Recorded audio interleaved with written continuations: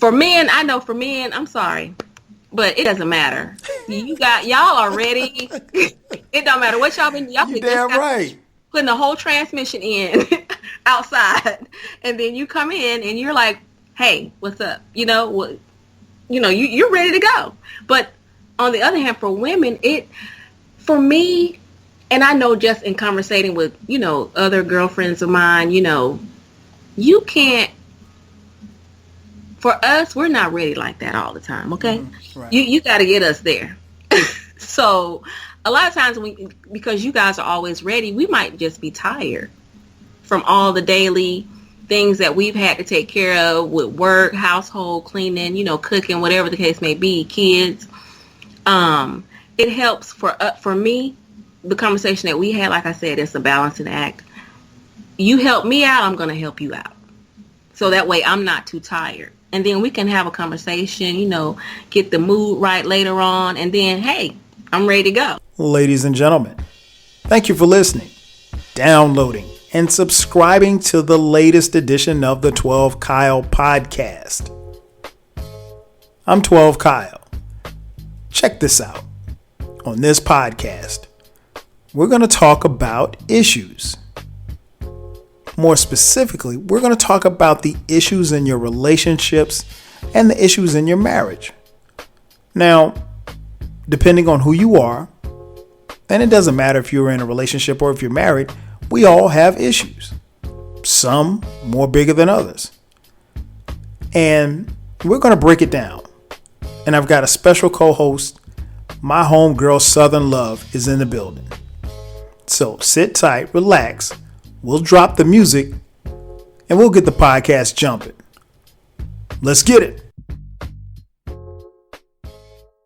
Ladies and gentlemen, thank you for listening to the latest edition of the 12 Kyle podcast.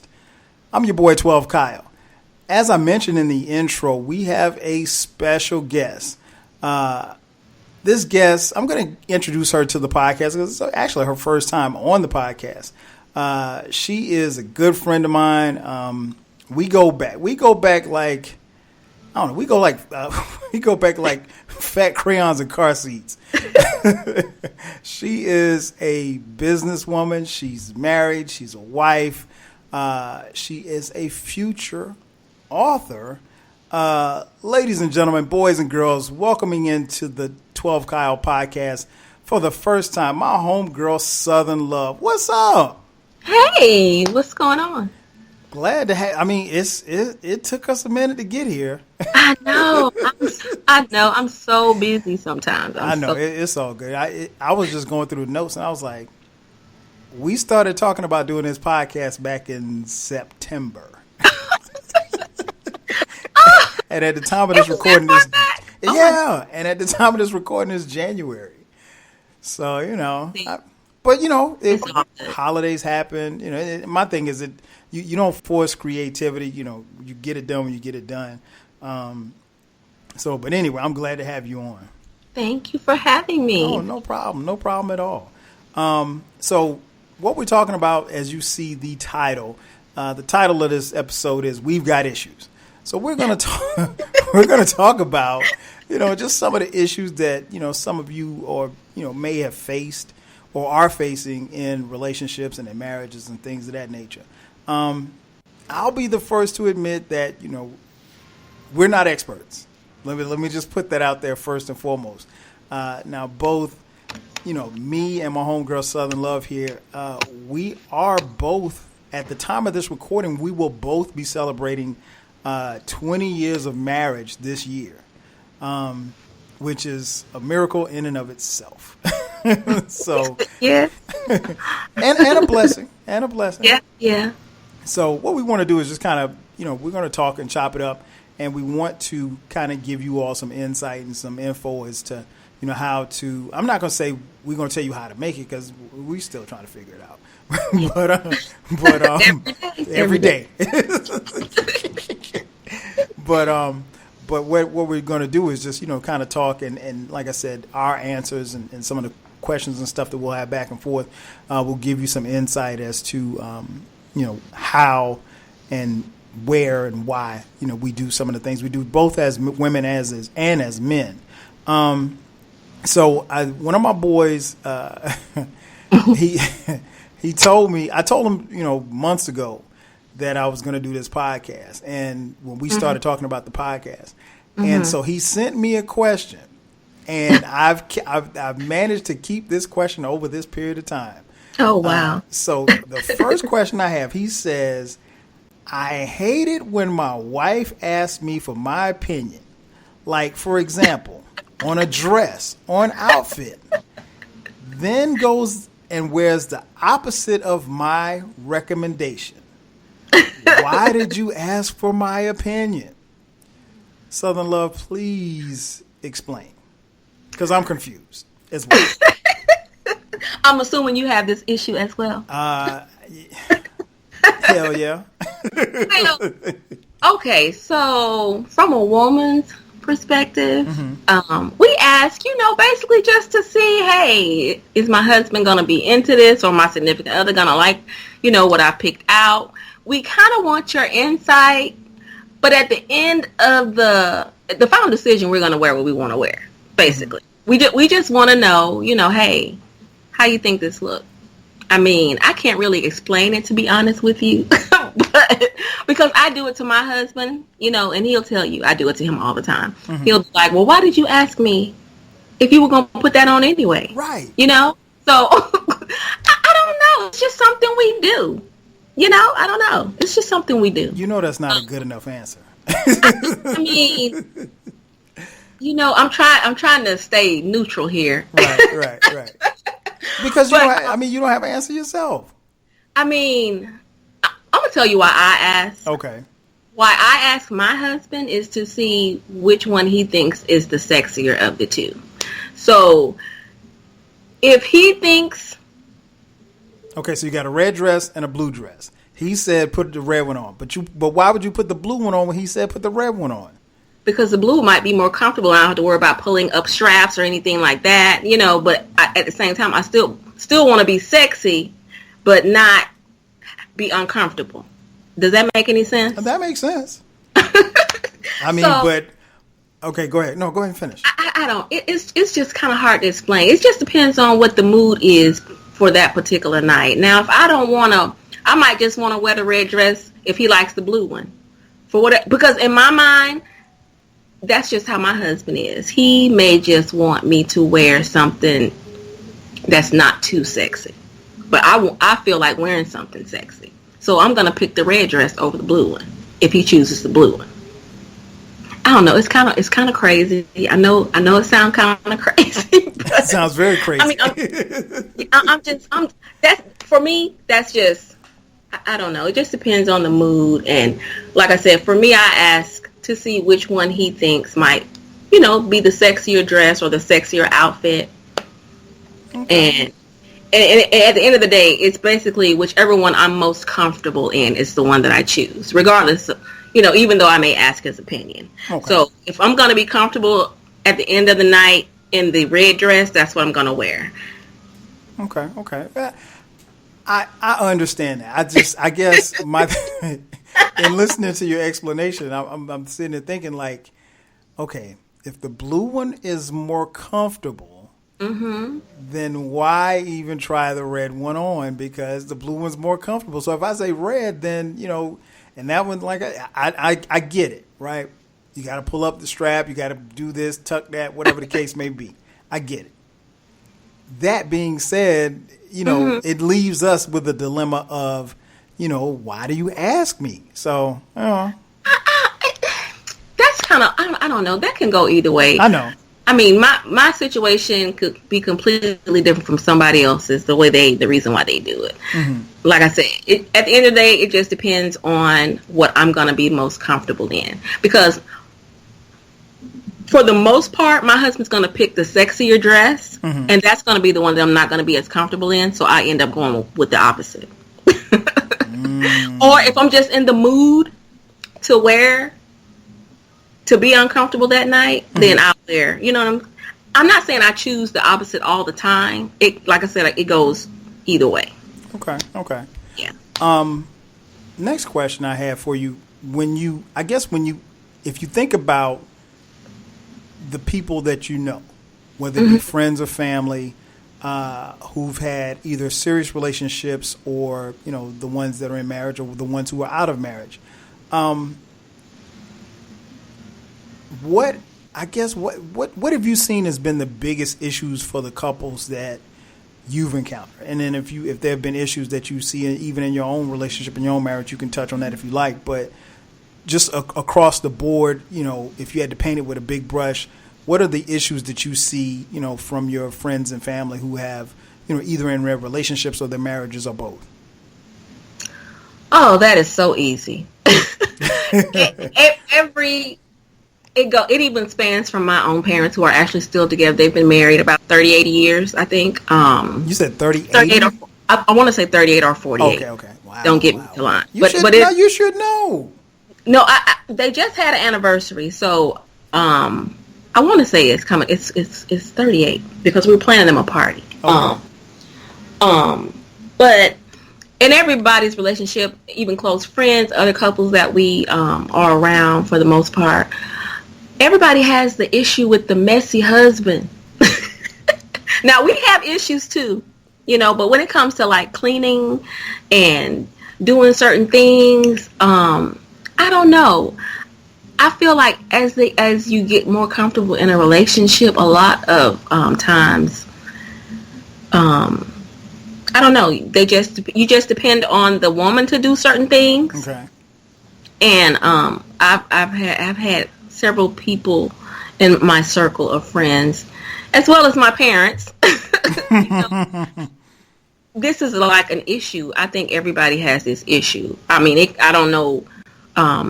I'll say everybody plays their part in the relationship when it comes to like cleaning. Like, perfect example, my parents. My father, he loves to wash clothes. Okay. And he'll fold them.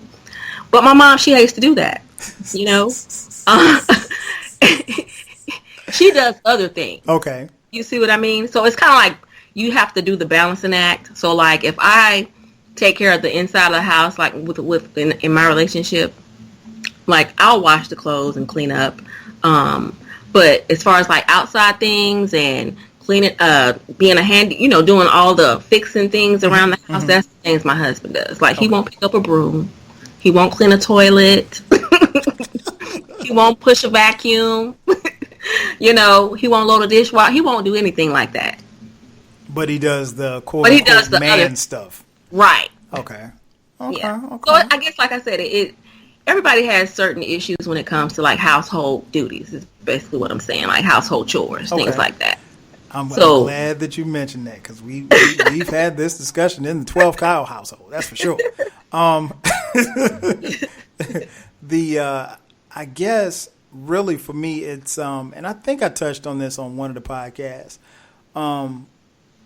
For me, and I totally understand where you're coming from. For me, a lot of it's based on what I saw. Like for me, I'm not like really handy. So if something breaks, I will attempt to fix it. But I mean, if I can't fix it, I'll probably pay somebody to fix it, right? Exactly. I mean, if my dishwasher breaks, I'm probably going to buy a new dishwasher. I'm not going to sit here and try to fix it. But I tell people all the time, like I grew up in a house where at least up until the time that my parents divorced, they got divorced when I was 13. Mm-hmm. I lived in a house where I saw my dad wash the dishes. I saw my dad, sweep the floor, all that good stuff, and still do stuff outside. So as far as that type of role, I did that too, and I do that as well. Oh, okay. However, you're not handy. According to the lady that, the sweet young lady that I'm married to, sometimes it's not right. Like I don't really know how you can not sweep the floor. Like you just sweep the floor. There's no right or wrong to sweeping the floor. But it might be wrong, or you might, or God forbid you try to fold the fitted sheets. Oh, no, you don't. Fitted sheets are the devil. Huh? I said, you try to fold the fitted sheets? Hell no, just ball them up. Who folds fitted sheets? Fitted sheets aren't made to be folded. They're made to be balled up and put in the corner. I'm with you because I don't like folding fitted sheets either, and I'm the folder. So okay, yeah, so, I'm with you. So I do it. So and I guess when you even at the start of the question, and as far as like your friends who have the quote unquote messy husbands, I guess my follow up question is that were these roles discussed prior to marriage? Of course not. Okay. Who does that? Well, that's a problem. Well, I mean, hey, okay, so let me just explain this to you and break it down. Go ahead. When we first got together, I will say my husband was very tidy. Okay? Like he did, at least I thought he was. I mean, he still would like clean and wash dishes and vacuum. This was even after we had our son, like, but as he got older, the less and less he did around the house. So I'm trying to say I'm thinking to myself, like, well, wait a minute, what happened? when did this happen? And I think what happened was, because I don't know if you remember, I used to travel a lot. Yep. So I started having someone come to our home to actually clean while so I wouldn't have to do it when I got here because I would be tired. Right. So I think that also didn't help the situation because, like I said, the older he's gotten, the less he's done. And so I think that also started it too by me having someone come here because he, and my daughter, of course my daughter does stuff and the kids with you, but my son, like I said, he's out and he's gone.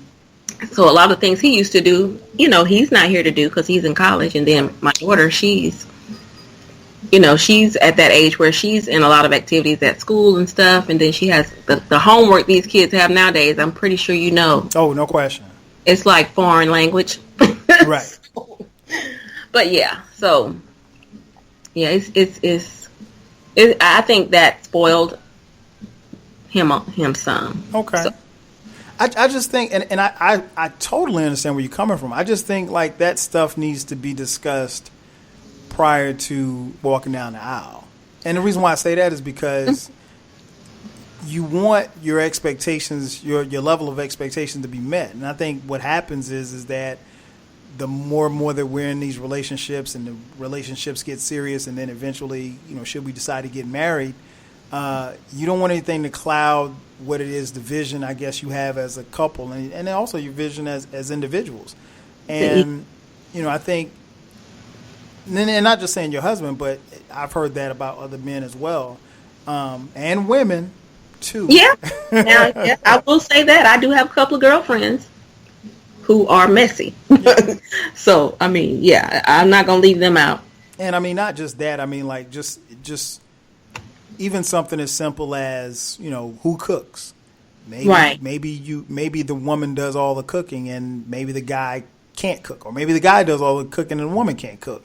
But just kind of, not only actively participating in your roles, but, filling out the role. And then when you're coming up short in your role, that's when, got to sit down and have that talk, That conversation. Yeah.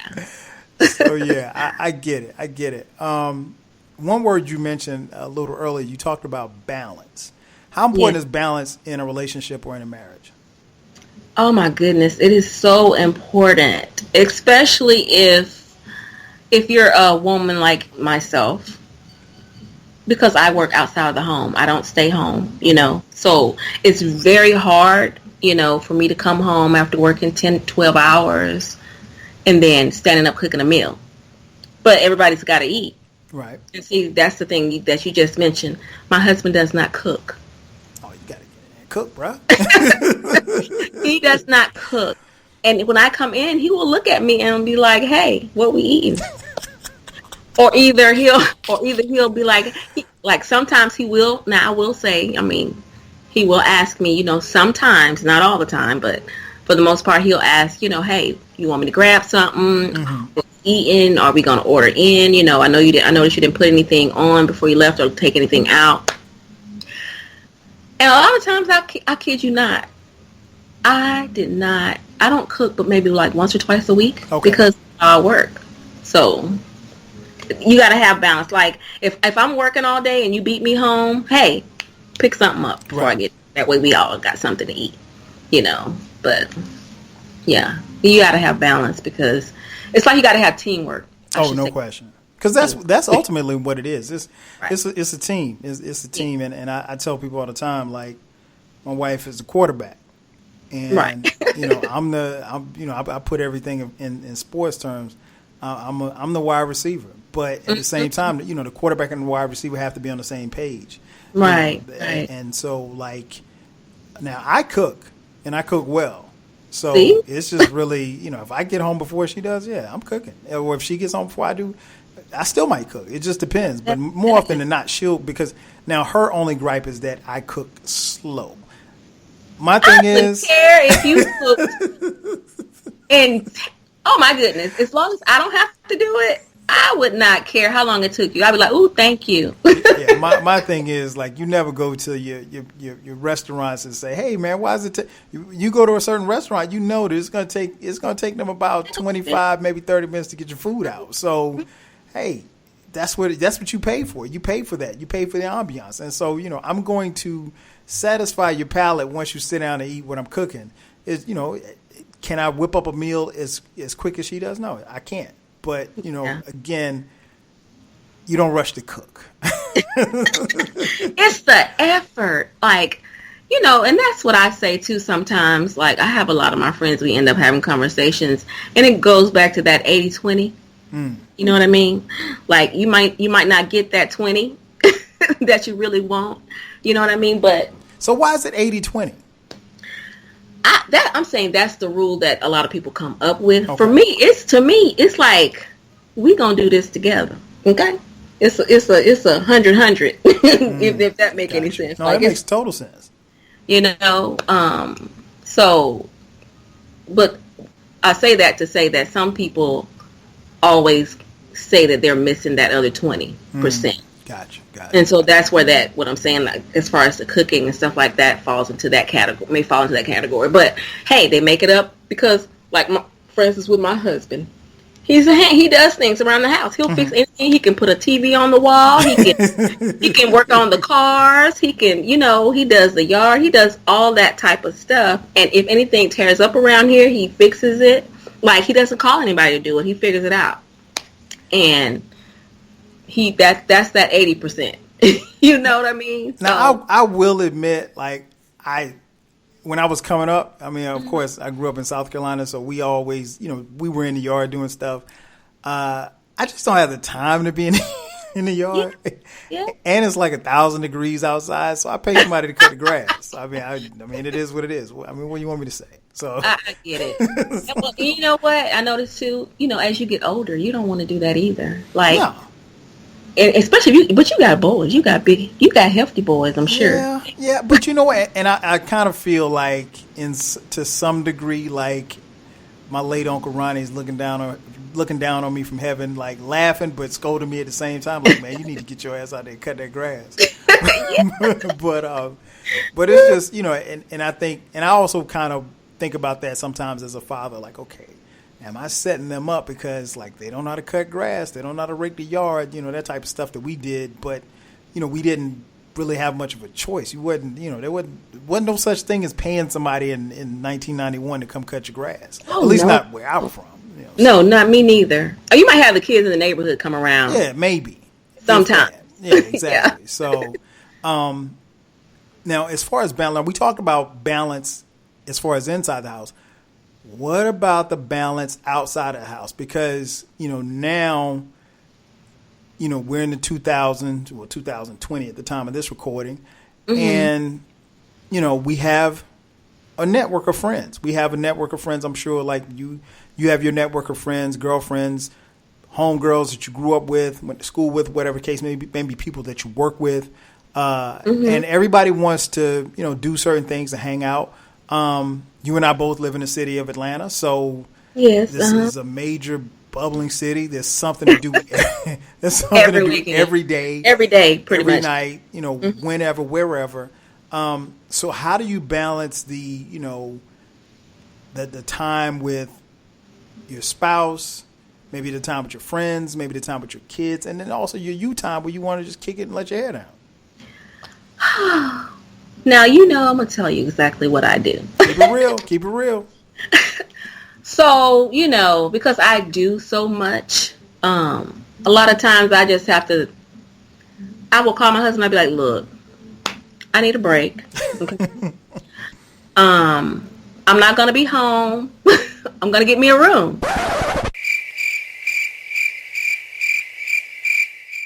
I'm going to go to the spa. I'm going to get me a manicure, pedicure, and I'll be home the next day. And this is where I am. This is my room number. I'll tell him where I'm at, of course. But, yeah, that's what I do because I need to get away. Just from the daily, the daily routine, a lot of times it's kind of like redundant and it's boring. So I have to do that, and that's just what I do. Now, sometimes I'll do that. Sometimes I'll just go out all day by myself. Mm-hmm. Whether it's window shopping, hanging out, going to brunch or something with maybe one or two of my girlfriends. Because my circle is not that big. Okay. I keep it kind of small. And, those are just some of the things that I do for myself to unwind. But, he and I do have date nights once or twice a week to connect with each other and, see how everything's going with work and stuff like that. And, and some weeks we don't. Mm-hmm. We're not able to connect, because we're both so busy, or a lot of stuff might be going on as far as like within the house with my daughter, because she may have some after school activities that she has to meet, because she does cheerleading, so she's constantly, they have games and away things that they have to participate in. So, but those are just some of the things we do, and we do interact with other married couples. We might have them over, do like dinner or something like that, or maybe go out. So I would say we've gotten better, because at one point we weren't doing any of that, because we were so caught up in just everyday life and living, and that's not good, especially for any relationship, because you gotta have you have to connect. Oh, no question. No question. I agree totally. I think that's important. What you just said is very important. Dating, that is very important, particularly in a marriage, because you have to date, because you have to kind of. Dating to me, I think, is, and I equate everything to sports. It's like working on your fundamentals, like your jump shot. Like a basketball player can't. He's not going to stop shooting jumpers. When he's going to shoot jumpers at practice. He's going to shoot jumpers after practice. He's going to shoot jumpers in the game. So, you have to kind of sharpen your tools. So it's. I think that's important. We try to do that. At least every other week. Because a lot of times, we had to kind of sit down and kind of define, because you might think, okay, well, we're spending time, but we're really not spending time. We're spending time with the kids. And that's what you're supposed to do. Right. But the time with the kids and the time as a couple are two different times. Right. Us riding in the car going to dinner. Yeah, we all went to dinner, but we all went together. You know what I'm saying? we didn't sit down as a couple and have a conversation or whatever the case may be. Now, you mentioned as far as like friends. Mm-hmm. The question I have for you is, you're married, and you can either speak on your behalf, or you can speak for your friends or whatever the case may be. The married friend, the married person hanging with the single friend, is that cool? Not cool? Or how do you play that as you laugh? So that's why I said my circle is small. Mm-hmm. Not all my friends are married. However, they have been in long-term relationships. So, the single thing I don't too much do. Not me. Now, my husband, on the other hand, I will say he does have several single friends that he hangs out with. But that's a whole nother conversation because is that I guess the question is that cool with you? I mean, I've been with him forever. So it's like we've been married 20 years, like I said, and before getting married, we were together almost 10. So, yeah, we were together a long time. So I've never tried to like change him as a person because he's going to be him. You know what I mean? So it doesn't matter how I feel to a certain extent about his decisions. You know, so some things you just don't even argue about. That's just for me. Now, do I like it? No. Absolutely not. And we've had this conversation. We have had this conversation. Why don't you like it? I don't like it because some of them are just, it's foolery. It's just foolery. Like some of the things that they do. Okay. Like, let me stop you right there. Give me an example. You got to give me more than that. What does he have friends who drink beer and smash beer bottles on top of their head? Does he have friends that go into bars and pick fights?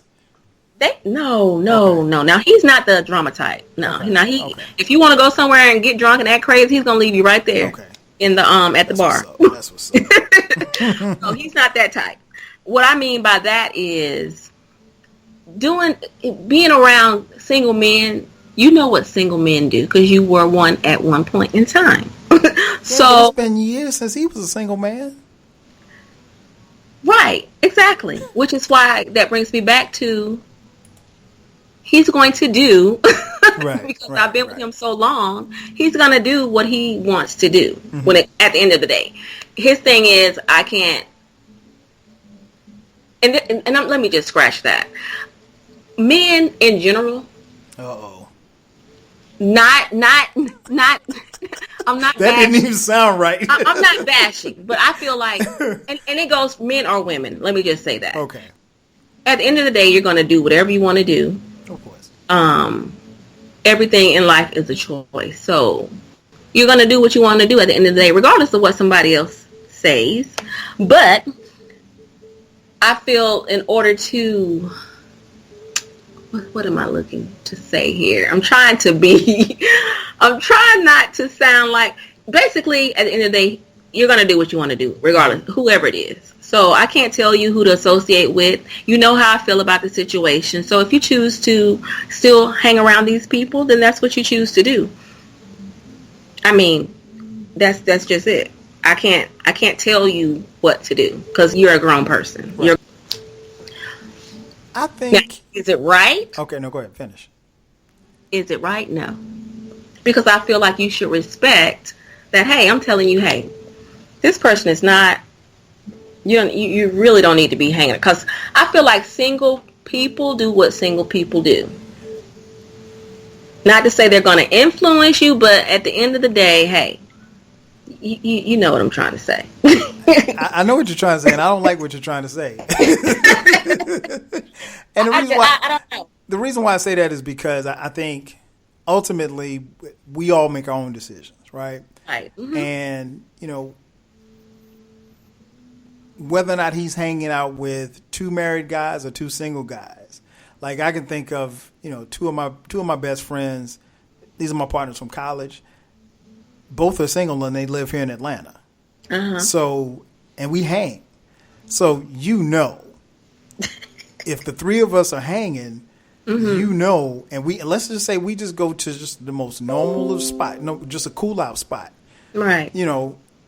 There's gonna be women, right? And so, and so it doesn't. I mean, and Atlanta might be an anomaly, but for this example, I'm going to use Atlanta because this is where we live. But you being a man being in Atlanta, not running into a beautiful woman is like falling out of a boat, not getting wet, right? It's not going to happen. I agree. It's not going to happen. So if I'm with my boys, you know, they know I'm married, and anybody else knows that I'm married. So they, you know, and you know, if a woman sees me, it's very easy to tell that I'm married because there's a wedding ring on my finger. Right. That being said, you know, I don't think if I were to get into trouble, I don't think my single friends could get me in any more trouble than my married friends would. And it's because I have to make the decision to, you know, to get into trouble myself. But I never really, I don't necessarily subscribe to that notion because we're all individuals and we're all grown and we all make our own decisions. And I think, because it all comes with context, because I don't know the true context, and we're not going to get into what your husband's friends are doing. But I think you got to shoot him some bail. I think you got to cut him some slack because ultimately you know him. Y'all been together for forever, so you know that he's going to make the right decision. You know, do you have any control over what he does? No, not any more so than he has any control over what you do. And I think it's unfair to ask, you know, me to stop hanging with my two single friends because I got married. That ain't got nothing to do with them. The one thing I will say is, like, those two friends that I mentioned, because we went to school together, my wife knows them. So she loves them. So it's like, you know, I think. We'll see. Can I stop you right there? Go ahead. That's the scenario. So your scenario is completely opposite. Of course. So I don't really know these. And see, my husband DJs. Okay. On the weekend, you know, he does his real career work, and then on the weekends he's DJing. So of course he runs into different people. He meets a lot of different people. So that scenario that you just gave is completely different. Gotcha. So yeah, I left some stuff out. And the DJ scene is, you know, late nights and parties, and everybody loves the DJ. Okay. Yeah. Okay, I get it. It's I think it goes back to what we were talking about. It's a balancing act. You have to kind of figure out, you know, what to do, what not to do. But you know, ultimately it comes down to trust. One other question I have for you, like, as I mentioned at the intro, like, we have both this year we'll both be celebrating 20 years of marriage. I know, right? What is something that you know now about marriage that you didn't know then? Oh my goodness, that it is some work. Do you hear me? It is like some serious work. And I don't mean that in a bad way, you know, especially if you have support, you know, you support each other and there's teamwork. And like I said, like we both were talking about earlier, it's balancing everything out. With me and my husband, it's like we bounce off of each other, if that makes any sense. Makes total sense. So that in itself helps. And I've learned that, like I said, it's work, and you really have to be in it. That's what I have learned. You really have to be in it to, you know, and fight for basically your marriage, or to be it's just the everyday work in progress is all I'm gonna say. Because like I said, I'm not an expert. I just have experience. Hey, that's that is a great way to put it. I'm not an expert. I just have experience. Yeah. And I know what not to say, how to say it, you know, how to get what I need to get at that moment. You know, it's just like I said, it's a balancing act, and you gotta support each other. And the most important thing to me is having somebody that is going to work with you as a team. Like, you got to be, it's teamwork. Oh, no question. I agree. I think that's probably been one of the biggest things that I've learned in this journey that I've had too, is that, you know, it is hard work, but the work is rewarding. But to be honest, anything that you want in life is going to be hard work. Like, you shouldn't want anything, you know, given to you. Right. Nothing's going to come easy. And it's like, you know, there's no there's no handbook for this. No. There's no handbook. It's a lot of, on the job training. A lot of sacrificing. A lot of give and take situations. Take and take. Take and take. Yep. Give and give and give. And, it's but it's worth it if you want if this is something that you both want. Right. I'm sure just like I'm sure you have, just like I have, seen a lot of people have marriages that you probably thought would work didn't work. And that doesn't mean that our marriage is any more special or worse than those that didn't work. It's just that at some point you got to keep pushing and keep staying committed to the commitment. Right. And that's what it is. Exactly. And I think as long as we're doing that, we're okay. And it's just taking it day by day. But it's like my man said, it's a beautiful struggle. Yeah, it is. It's a beautiful honestly. struggle, but it's all worth it. It's always worth it. I tell you what, this is a great time to take a quick commercial break. So what we'll do is we'll take a break, and on the other side, me and Southern Love, we're gonna have some more conversations about some of the issues that may arise in your relationships in your marriage. So sit tight. We'll be back in just a second. I'm a sports person, so I look at life like sports, and look at love like sports. I look at marriage like sports. And if high school football, you play on Friday nights, that's your little girlfriend, little boyfriend thing. Y'all mess around with her. But then you have some cats that graduate to Saturday football, college football. Stakes is a little higher. Is that the third? Get to the pros, and get to the pros. It's only a few cats that get to the pros. Because pros involve money, it involves contracts, it involves lifelong commitments, it involves drastic change. It involves going to the film room. Look, this is what you're doing right here. This is what you got to fix. Yeah, this is where you fucked up. That's where you're at right here. And sometimes you can take somebody to the film room over and over, and they just don't. Coach, I just can't make that block. Coach, I just can't make that block, Coach. I just can't make that block, Coach.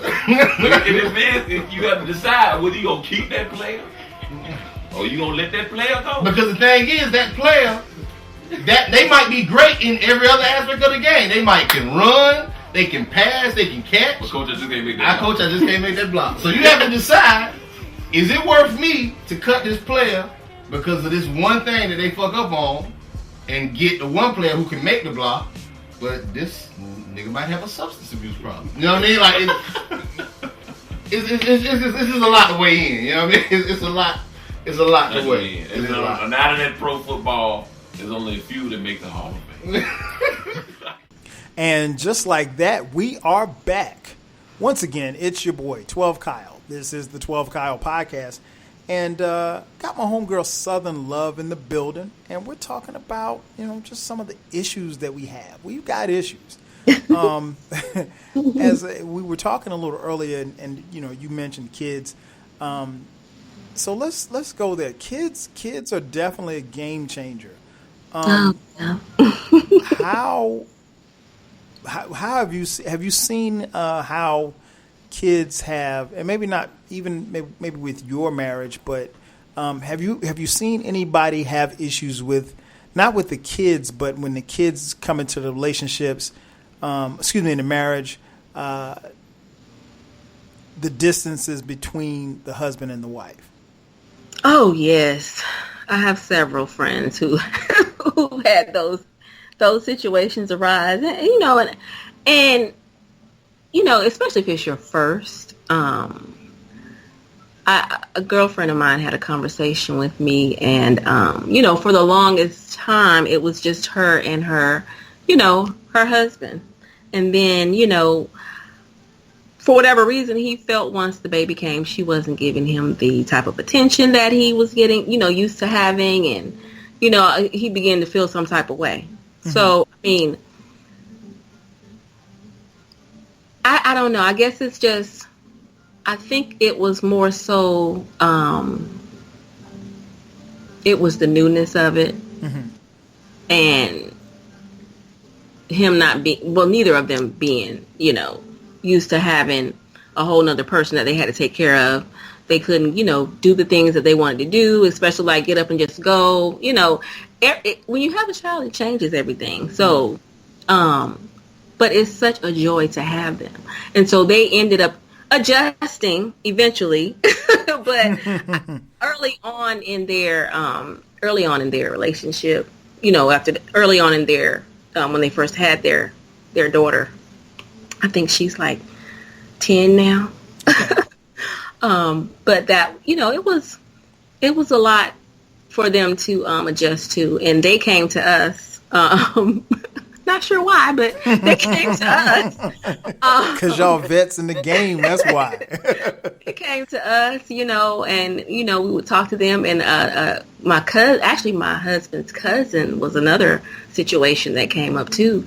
They had 3 at one time, so they have triplets. Ooh. So they were really, yes, they ended up having triplets. So, it was a lot for them. We were all helped, but that was a really big adjustment for them because they had 3 small kids at one time. And for the longest, like I said, it was just them, well, it was just them because she has a daughter that actually from a prior relationship. Okay. But she was older, so she still could go as she wanted. But as soon as and he didn't have any kids at all. So you got to think about that.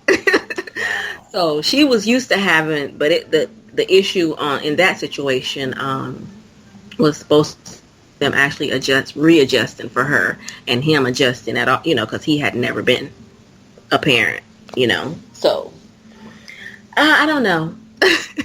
Kids, like I said, they change a lot of the dynamics of any relationship, but hey, you just gotta roll with it, go with it. And figure it out as you go. You got to make that time like we were just talking about earlier. You just got to figure it out. It's no book. Nope. It's no book.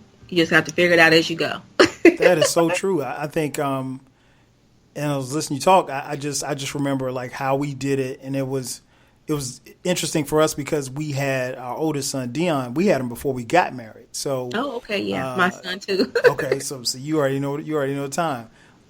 So he was 1 when we got married, and it was interesting because we had him for 3 years, and then before we had his brother, and Cameron. So, you have this young couple, and you're pouring into each other, and you're pouring all of your love into this child, and and it's funny because it's like I remember how we were. We had him in 99. we got married in 2000, and in 2001 we bought our house.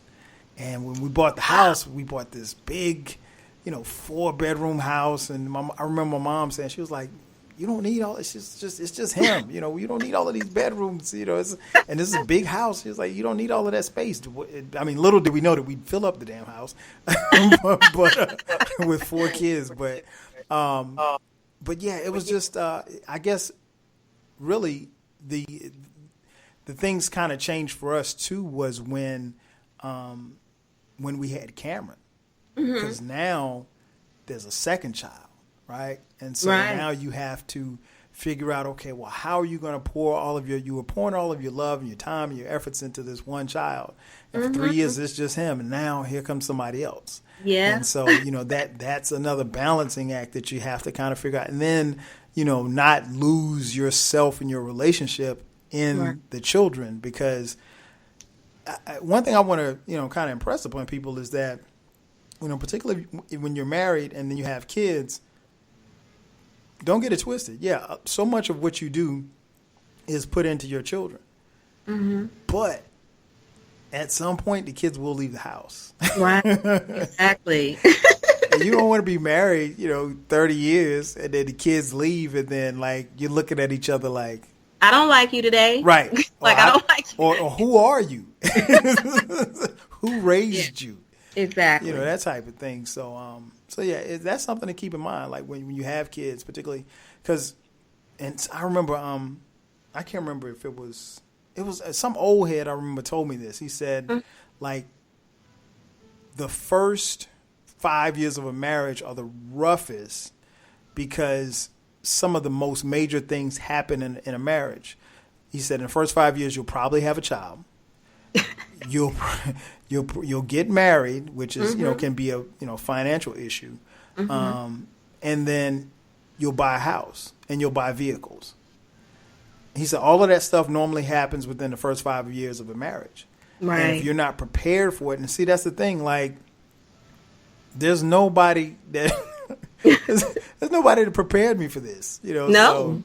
So, and I found myself, because just on a personal note, like, I got married, my brother got married the following year, and then a couple of my partners got married like in the subsequent years. So all of us kind of, we got married right around the same time, so we were about the same ages. So it was interesting, we would talk, and like whatever issues I was having, they might not be having, and then like 3 months later, they might have the same issues that I had in January that they're having now in June, and so we're bouncing ideas off each other. Well, why is she acting like this? Da da da da da. So it's just wow, it's interesting how that kind of works out. That's about right. The first 5, 6 years, yeah. Mm-hmm. Yeah, it is. It is, because so many major things happen. Yeah. And then, as you move along, you have to obviously have conversations and communication about, how we handle finances. I know a lot of people, some people that I know, they did the "you got your money, I got my money" type. Oh, that's a whole nother conversation. That should be another conversation. Yeah, that's a whole nother podcast. You got your money, I got my money. I would love. Oh my goodness, that is a whole. I might have to bring you back for that one. Definitely. But when you talk about, as far as like the topic we're talking about, we've got issues. One of the issues that is very prevalent and common is the issue of rejection. How do you recommend when the person is feeling, and when I speak of, because there's different types of rejection, but a lot of times the rejection comes with the intimacy. Now, y'all been, swinging from the lights sex, swinging from the ceiling and the lights sex, when we were dating. Now all of a sudden, the faucet kind of dries up a little bit. So how do what advice would you give, or maybe, if you want to speak on your personal or speak on your friends who have had that issue where, could be a situation where maybe they're working a lot and just, whatever the case may be, but dealing with that rejection, because, there's an element there. If the person feels rejected, there's a thought that the person may seek other people. Well, oh Lord, that's a whole nother show too. Well, from my experience, I will speak from my experience. I really can't speak from anyone else's. Okay. In that aspect, when it comes to the rejection, when it relates to intimacy, I will just say this, because I'm guilty of it. I am guilty of it, and it's and my reasoning is, at one point I didn't even know that that's what I was doing, but we had a conversation, and basically, you have to have the conversation, especially if both people are working outside of the home, like we just were talking about earlier. There's a lot of things going on, and then for men, I'm sorry, but it doesn't matter. Y'all are ready. It don't matter what y'all been. Y'all you damn right. Putting the whole transmission in outside, and then you come in and you're like, "Hey, what's up?" You're ready to go. But on the other hand, for women, for me, and I know just in conversating with other girlfriends of mine, you can't. For us, we're not ready like that all the time. Okay, right. You got to get us there. So a lot of times because you guys are always ready, we might just be tired from all the daily things that we've had to take care of with work, household, cleaning, cooking, whatever the case may be, kids. It helps for me. The conversation that we had, like I said, it's a balancing act. You help me out, I'm going to help you out. So that way I'm not too tired. And then we can have a conversation, get the mood right later on. And then, hey, I'm ready to go. Mm-hmm. So that cut down a lot of rejection for me on our part. Gotcha. Because it had to be, the conversation had to come up. Because it's like you just, like I said, you're going through the daily life. Mm-hmm. And it's hard. It's hard. Yeah, I think I feel you in it, and I think that's what I've learned over a period of time. Like, you just have to. It starts with the communication, mm-hmm. and the one thing I will tell people is that you have to be, willing to listen to the other person, and then also speak what it is that you want out of it too, because, you're right. you can come home from working out and be like, you know what, man? Hey, this, would have capped the night off. We can do this right here, and we can go to sleep. I'm good. That right. type of thing. And I get it, right? But at the same time, you have to also be mindful of the fact that the person could be tired. But I will say this much: you have to also pay it, and this goes for women and men. You have mm-hmm. to pay attention to what it is they're saying, because sometimes it's the tired isn't necessarily because you punched a clock. The tired could be mental fatigue. The right. tired could be, just frustration maybe with where your career is. Whatever mm-hmm. the case, the tired could be from, dealing with the kids because you were at the, you went out with the fellas all night, that type of thing. So it's so I get it. It's all of that, and that would never, be a reason to, encourage someone to step outside. But I think both parties have to be willing to, communicate and say, hey, this is what I want. This is what I need. This is where you're not getting it done from me, and this is where I need to get it done from you, and that type of thing like that to go from that point forward. And I think as long as the communication is there, then you're on the right path. Right. Mm-hmm. But I think what I've seen and I can only speak on what I've seen from others, that wasn't there. And when the communication wasn't there, everything else kind of breaks down. Yeah, because communication is key. It is. It mm-hmm. is. It's cliche, but it is so true. And it's like, right. if you don't have communication, you really don't have anything. And another thing that kind of piggybacks off of that, which leads into my next question. Uh-huh. One of the things that I found that probably I'm willing to bet was never. Well, I'm not gonna say willing to bet. I know for a fact was never discussed in marriage counseling. It was never discussed with my parents. It's the advice, the gems that they gave me along the way. But the pressure to be the financial provider. Oh. Which can happen. And I mean, we came up, and I guess it's a little different from our parents' generation, because in our parents' generation, you could go work for General Motors for 30 years and be on the same job and, make, get incremental, salary increases. And that could be your career. You could have right. a career at General Motors and whatever the case may be. Times have changed so much. The economy has changed so much. Employment has changed so much that, folks normally you really don't see a lot of people staying on jobs for 10, 15, 20, 30 years. It's just not, by and large, people spend, a couple of years at a job and then they're on to the next one. If mm-hmm. they're not, and particularly if they're not being promoted, or at least on a fast track to be promoted. Right.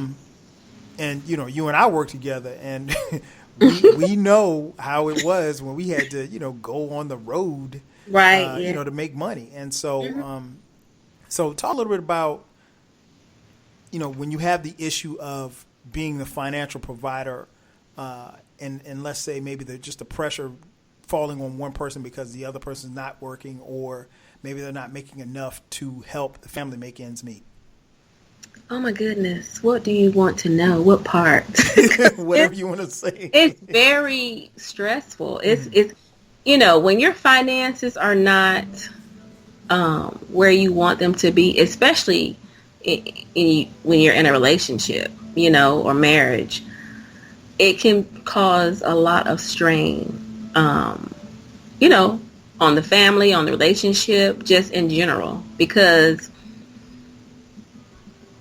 like you said earlier, you're not where you want to be, as far as like career, or your job. It might just be your job. Circumstances that are out of your control. Basically, you could have been someplace for like 10 or 15 years and then all of a sudden you're out of work. Yep. So like I said, it for me, for us, we've been through that. It was very, very stressful. I will say that much. But you just gotta, learn to adjust, and be very supportive of one another, because you have to. Because if you don't, everything will just fall apart. And you just have to figure it out. I mean, I don't know, there's no other way I can like say it. Just have to figure it out. For me, I had to go on the road. Unfortunately, I was the one who, my husband is self-employed. So he's always had his own business. And of course, the background is real estate. So when the economy crashed, hey, when the economy crashed, it was like, okay, wait a minute. What's going on? What do we do? And for a while, his business was still going, and he was able to maintain everything.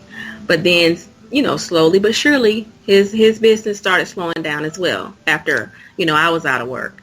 And eventually that's when the traveling came into play for me. So, like I said, it can cause a lot of strain and very stressful. It can be very stressful, but you just have to figure it out as you go. Like, it's nothing, I don't really have a play-by-play book other than you have to be a team and you have to be supportive of one another, because if you're not, it can go a whole nother direction. I've seen people, because of finances, seriously, you know what I'm talking about, when money is involved, I've seen couples split up. Oh yeah, no question. They like, hey, I can't do this because we, things just went bad. So it's like, I'm done. And it's sad, but hey, like I said, you got to figure it out. You're right. I've seen the same thing happen, and it's tough to see that happen, because you would like to think, okay, well, no, they didn't get married because of the money, or because at the time, money was money was falling from the sky, right? Because here's the thing, what we're talking about, the reality of it, depending on what line of work you're in, is very possible.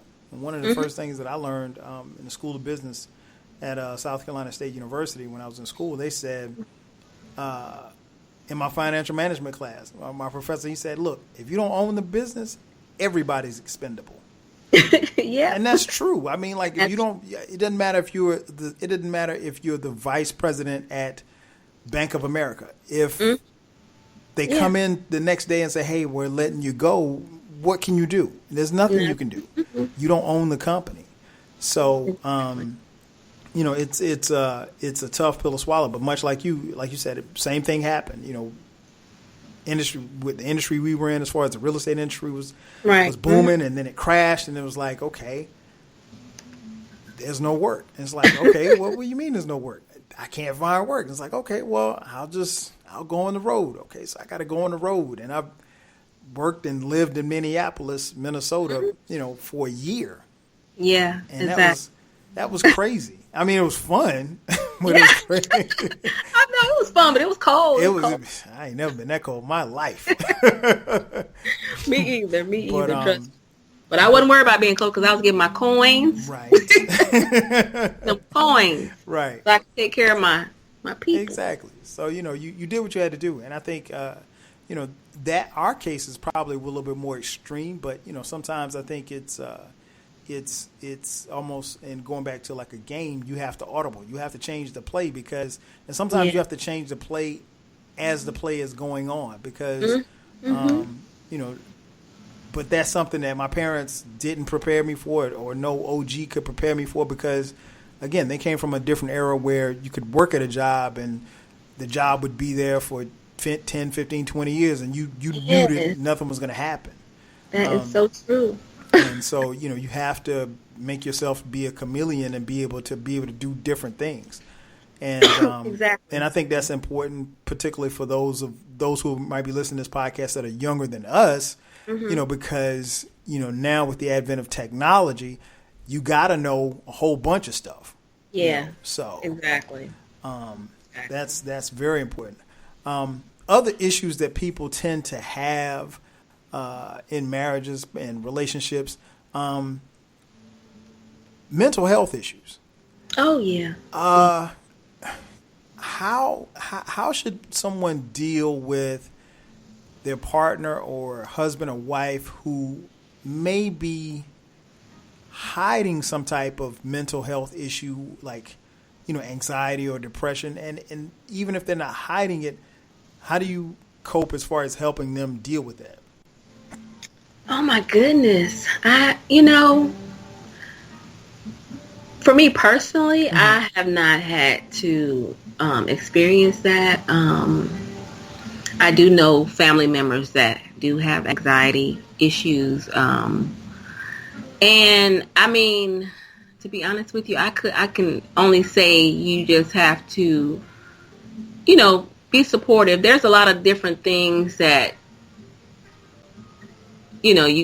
people that suffer from anxiety can do besides actually take, because I'm not a big believer in taking any type of, medications and things like that. I'm more into the holistic part. Okay. As far as like when it comes to coping with anxiety, because, a couple of people in my family do suffer from that. And, but like I say, you can only be supportive. And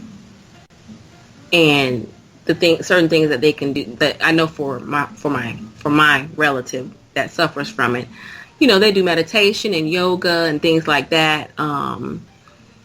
But I can't speak from my own experience because I've never had to, deal with it. I just seen, theirs isn't as extreme as some people's that I've heard of, but you just have to find ways to relieve stress in your life because anxiety can be brought on from that. It could be work, family, finances, anything. But yeah, for me, like I said, personally, I haven't had to deal with it personally. But I do know that anxiety is real. Because at first I was just like, what is that? Like, is that a real thing that people get? Like, what? But yeah. It's more prevalent now. I think really the best thing you can do is if you see that manifesting in someone, your spouse or significant other, whatever the case may be, is to one, acknowledge it, and then as long as they're acknowledging it, help them seek help. And then just be patient with them because that's not something that is an easy fix depending on what it is. And then with anxiety and stuff like that, sometimes you have triggers, and you may or may not have issues. You may or may not have an idea as to what is being triggered. Certain things, certain smells, certain vibes can trigger panic attacks. I mean, like, it just depends. So. Well, you know what I did experience, and I was on one job, and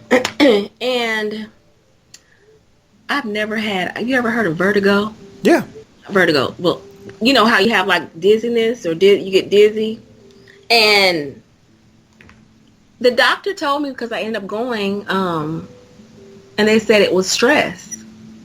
Now that wasn't anxiety, but but they said it's brought on by stress. And you know the industry. Mm-hmm. But it was with one particular company. I'm not going to say the name of the company. And I had never experienced anything like that before. And my blood pressure was elevated. And it was from the stress of that job. So, yeah, I had to let that go. That job, basically. But I have experienced that aspect, I guess. I wouldn't say it's so anxiety, but I had never experienced that. But they said it's brought on by stress. And I had heard of people having it, but I had never experienced it myself. So, but yeah. Well, don't let them stress you out. That's for certain. Well, hey, when it comes to eating, make sure my finances are in order. Right. And then on top of that, you got to deal with, your employer. Yeah, that could be stressful. Yeah, try not to let it get to you, because it's one thing I've learned too is that you could drop dead tomorrow, and they'd be cleaning out your desk and posting your job on their website for somebody else to fill it in. So. And that seat will be warm with somebody else. Yep. Yeah, it don't stop. It don't stop. That's for certain. Yeah. One last question before we get out of here. And I'm going to take it to another level. When I was coming up, I probably didn't hear this term until till I got to college. But it refers to a verse, and I don't know the verse because I don't know a whole bunch of verses in the Bible, but it refers to people joining together, being equally yoked. Oh, yeah. Mm-hmm. Do you think that in order for a relationship, in order for a marriage to work, that you have to be equally yoked?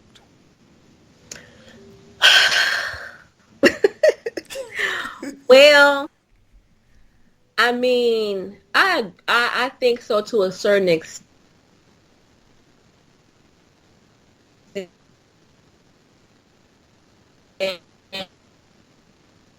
Hello? Hello. I wouldn't say equally yoked per se. Okay, wait. Stop. I would just say that you have to be on the same page with certain things. Like, for instance, how you're going to raise your kids. I'm here. Okay, because you started breaking up and sound like you were going through a tunnel. Okay, so Okay. just answer that again. So what is your thoughts on, do you think you have to be equally yoked for a relationship to be successful? No, I don't. As far as like being equally yoked, I mean, like I said, I agree with that to a certain extent, but to me, equally yoked can mean basically you guys are on the same page, and this is just a conversation that needs to be had prior to marriage or along the way. I just feel like being equally yoked, that could mean different, a variety of different things. I don't think that if this person, now if you're a Republican or a Democrat, now we got a problem, depending on how stuff like that is what I'm talking about. Mm-hmm. But I just think that you just basically have to be on the same page, and you have to know your partner, your spouse. And as long as you guys are in agreement with how you're going to do things and how you're going to, like I said, raise your kids, what type of religion you guys are going to do. I mean, how you're going to run your household. You have to run your house based on what works for you. You can't base it on someone else's thinking. You know what I mean? Mm-hmm. So in my mind, to me, equally yoked can mean, like I said, to me, it just basically is saying, hey, we need to be on the same page when it comes to certain things. So, but at the end of the day, we're all still individuals. So, I mean, I feel you.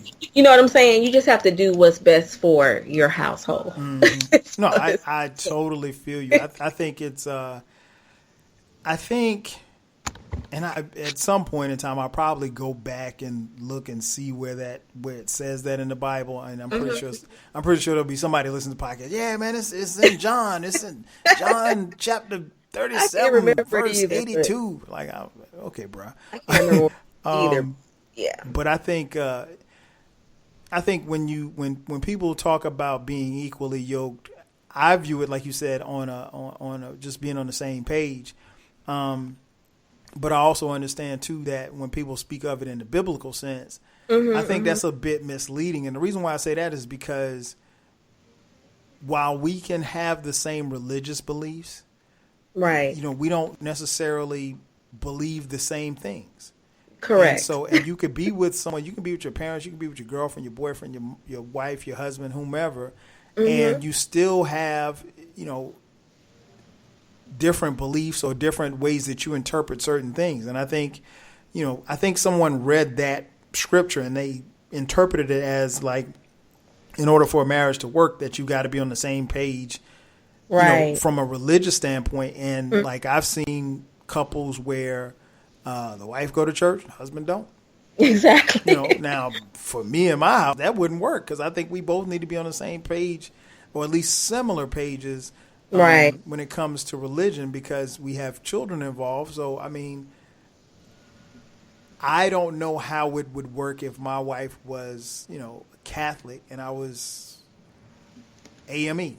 That's what I mean, like Republican, Democrat. Yeah, that ain't gonna work. Exactly. So and I've seen it work. It just wouldn't work in my house. So, but I think a lot of people, I've heard people, particularly when I was younger, when we were younger, I heard people talk about, well, if you're going to get married, you need to be equally yoked. I mean, you don't know. I mean, that to me, that sounds dumb because, like, I don't know where you are. One thing you have to keep in mind about marriages is that you got two people from two different walks of life, right? Right. And they've come together to walk the same path.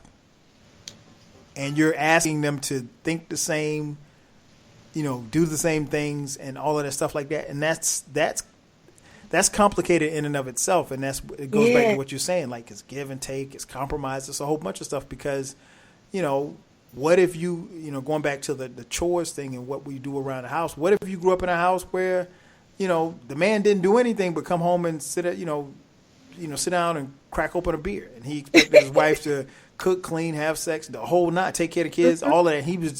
His job was just to bring home the check, and that was it. Yeah.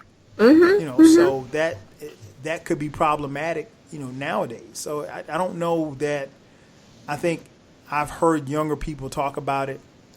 And again, I think people speak of it from a religious standpoint, and it's dicey when you get into that part of it because everybody doesn't believe the same things, and maybe they might be religious, they may not be as religious as the other person, so it just depends. So anybody listening, I would kind of guard against that, but I'm pretty sure somebody listening is going to shoot me that Bible verse, so I'll be ready to listen to that. Before we get out of here, tell people where is there anywhere where people can find you, check you out, and correspond with you? I know you are currently working on your book, and I know you mentioned off air that you are putting up your sites. Is anything out there where people can find you? Yeah, actually, my Instagram is Southern Love ATL. Okay.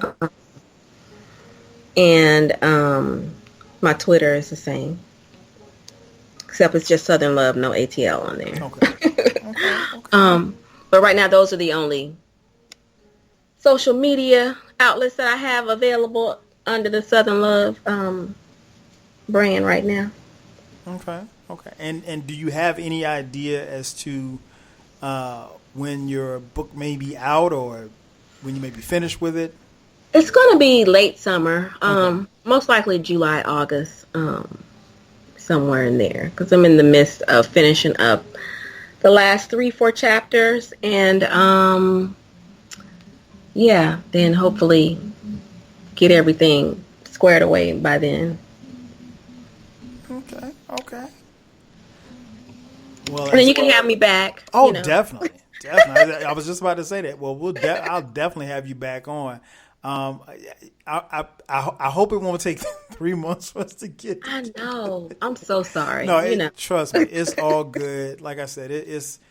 I treat these podcasts like like recording sessions. So you don't rush a recording session. You make Right. it happen whenever it happens. It happens organically. I never push the button on it because I'm constantly making podcasts. So it's not like I had to wait. It's not like this was going to be the only podcast that I did. Right. So I crank them out each week. So it's no big deal. But I wanted to.